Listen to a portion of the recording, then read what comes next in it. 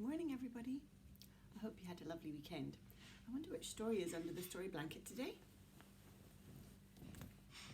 It's called Knuffle Bunny 2 by Willems. A case of mistaken identity.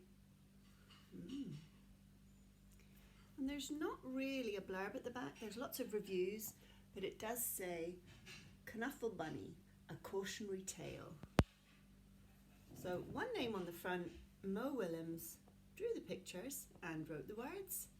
Some of the pictures in this story are photographs. See if you can spot them. Lots of bunnies here.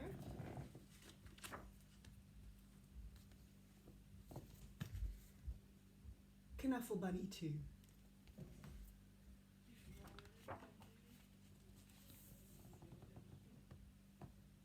One morning, not so long ago, Trixie took a walk with her daddy. By now, Trixie really knew how to talk. Guess what I'm going to do? I'm going to show Amy, then I'll show Meg, and then I'll show Margot, and then I'll show Jane, and then I'll show Leela, and then I'll show Rebecca, and then I'll show Noah, and then I'll show Robbie, and then I'll show Toshi, and then I'll show Casey, and then I'll show Connie, and then I'll show Parker, and then I'll show Brian, and then... and talk and talk. Trixie was excited because she was taking her one-of-a-kind Knuffle Bunny somewhere very special.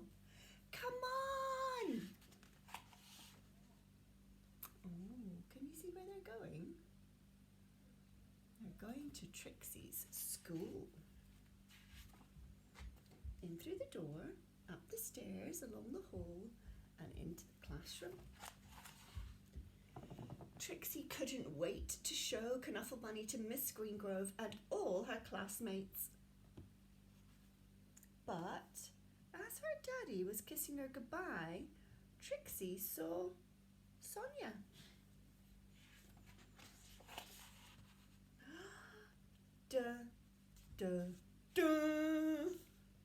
Suddenly, Trixie's one-of-a-kind Knuffle Bunny wasn't so one-of-a-kind anymore. The morning did not go well. Knuffle! Knuffle! Knuffle! Knuffle! The afternoon was worse. So first they had an argument about how to say the Knuffle Bunny's name. Then Trixie got angry with Sonia for showing her Knuffle Bunny to all the friends. Then they had an argument, and then Miss Greengrove took the Knuffle Bunnies away. No. When the bell rang, Miss Greengrove returned the Knuffle Bunnies, and the day got better. Trixie went to the park. Then, before she knew it, it was time to go home.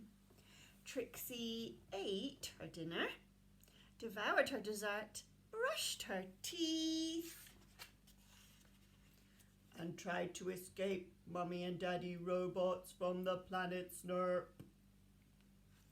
At 1:30 bedtime, Trixie was tucked in, ready to go to sleep.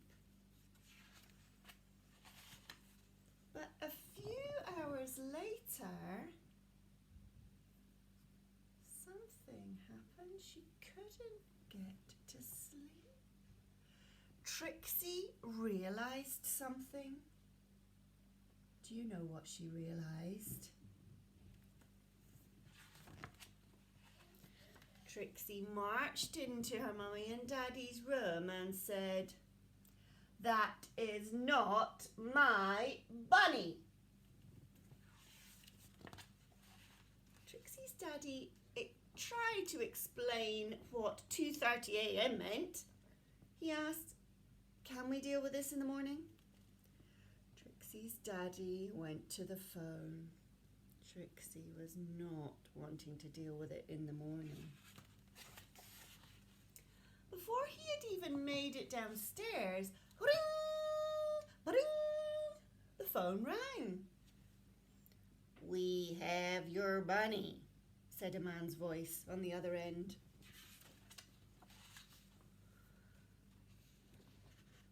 We have yours, replied Trixie's dad.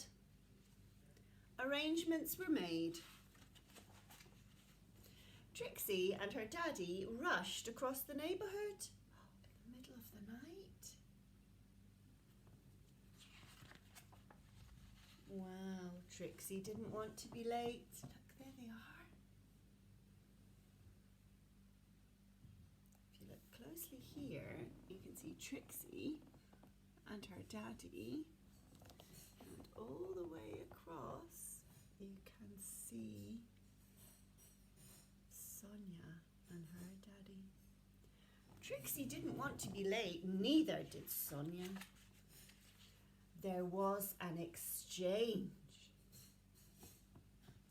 And the Knuffle bunnies were back where they belonged. I was so worried about my bunny, said Sonia. So was I, Trixie replied. Then they both said, I'm glad you've got your bunny back at the exact same time. And that's how Trixie found her first best friend.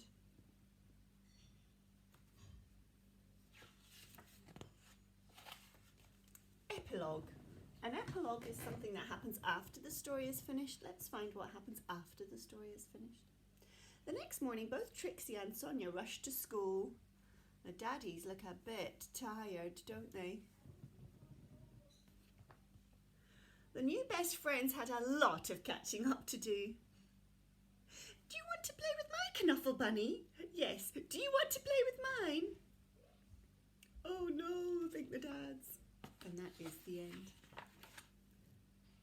I hope you enjoyed that story. I'll see you soon for another one.